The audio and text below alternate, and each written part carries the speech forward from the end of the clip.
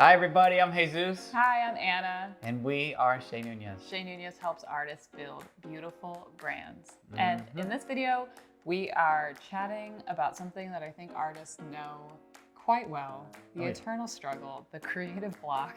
Dun, dun, dun. Dun, dun, dun.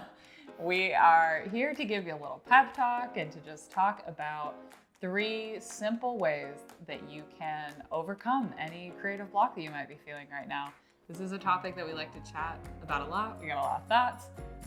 So let's dive in. Jesus, what's the first piece of advice we've got? Number 1, you need to give yourself creative parameters. And when we talk about creative parameters, think of it almost like a box. And it's very antithetical to like everything a creative would say. Every creative says, I don't want to say every, but a lot of creatives would say, don't put me in a box, okay? You can't put me in a box. I'm free to create whatever I want. See, that's sometimes the problem. When you give yourself an unlimited amount of options to create anything that you want to create, you end up just floating because you're just overwhelmed with all the options. So one of the first things I would recommend to anybody is tell me what your parameters are. For example, if you're working on music, give me one style of music, tell me what kind of arrangement you're going to use, limit the amount of instruments that you use, because it's so easy to get caught up with, like, for example, if you're a musician or you're a painter and you're just gonna say, I'm gonna use every single color that I have in my closet. It can lead to more confusion. And I think the thing too with parameters is like they can look different depending on the artist, depending, like your creative parameters will be different than mine, but you can really start to look at them as like a challenge for the work that actually ends up making you stronger and making you better, because when you kind of commit to, playing inside of one box for now, you become the champion of that space. That's so true. And then you get to move on to the next box. Like, I think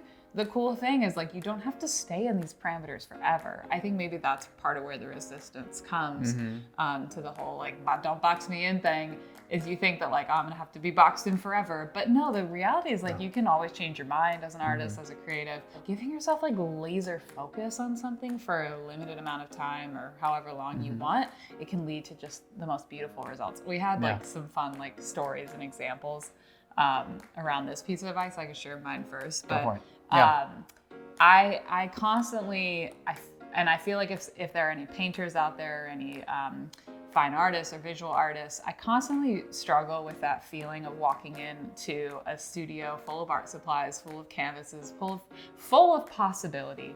And I'll often like walk in there and it can feel really daunting and really overwhelming. And I'm like, maybe I'll just walk away. Like and it's because I have all these options laid out on the table, but I've noticed on days when I can just be like so laser focused in on just like one little area of focus, that's when I make the strongest work. So recently I was working on a painting and I gathered up some like seashells from the beach because I'm an old lady who lives in Florida. But there was one seashell in particular that just had the prettiest colors.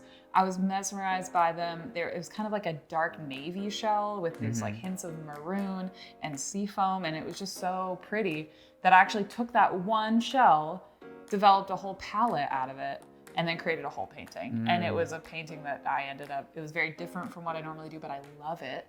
So it's like a willful parameter that you chose. Yeah. Like, I'm going to use the colors of the shell. Yeah, and that's not me saying I'm only going to make seashell art forever. On that specific day, I stuck to just this one, focused idea, and it produced something really exciting. I guess we're giving these examples to show that like you can approach this differently, this whole parameter thing.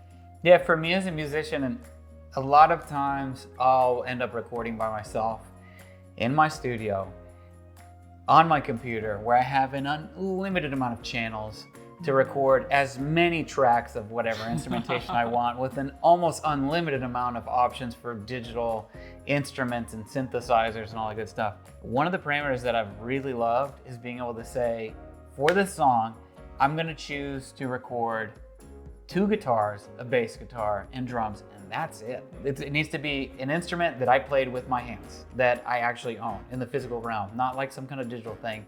So physical instruments, and I'm gonna use 4 to 5 of them. That's a cool challenge. But you've done other things too, where you've given yourself kind of like rules or guidelines or like. Oh yeah. Okay. Yeah. So last summer, one last example. Last summer, We took this trip. I felt really inspired because I was feeling a little overwhelmed, and I felt this kind of creative block. And so I decided to make rules for myself I love these. for this season. So I had a list of 10 rules that I had to abide by. I have to create something every day for 5 minutes. I'm going to mix my own music, limiting my intake of social media to 15 minutes a day. A few other rules in there that really gave me some fun parameters to kind of play with. That was the fun thing for me, is that I needed a challenge. And so I challenged myself by putting myself in a box of like, let's be as comfortable and uncomfortable inside this box as possible. Yeah, and know that you have the ability to pivot after those 40 days, like after that window of time. Like, it wasn't a forever challenge. And I can change the rules whenever I want. Yeah. Change the parameter Yeah. as I evolve. But I need to have a parameter. Yeah. So tip number one, if you're feeling some creative block right now, try, diving into something really specific and not being afraid to just kind of give yourself some parameters, give yourself a challenge, give yourself some, laser focus on something that might feel really small, really nerdy. Just do something within the realm of creating almost like an assignment for yourself. Yeah. That can produce some really cool work. So that's tip number one. A little long-winded. We'll go through the other two a little quicker. Number two is give yourself some new references. I've personally struggled in the past of feeling like everything I'm listening to and everything I'm creating sounds the same. It sounds like I've been using the same mental references of like, oh, it sounds like this band, but then this band sounds like this band and this band. All these bands that are contemporaries all feel like we're all just making the same thing. And so it leaves me unmotivated. It leaves me in this weird creative block. So one of the best things that I've done in the past is just go back in time and find some new references. So for example, think Bowie, Talking Heads, Tom Tom Club, New Order. Like there's all these rich references where they sound so contemporary, but at the same time, they're so unique to that time that it feels like they stand on their own. They've stood the test of time. And now there's things that I'm seeing their music in a new light because I'm like, this feels fresh. There's something new about this. And even people like Fela Kuti or Barry White or Marvin Gaye, just all these people that you're like, dude, there's something so raw and so real, something so tangible about this that doesn't feel like everything else that I've been listening to, that then I can go in there and kind of dissect. I'm almost like I feel like an explorer anthropologist that's like digging through these ruins of like, what is this ancient thing? Yeah, because like nothing's new. Yeah.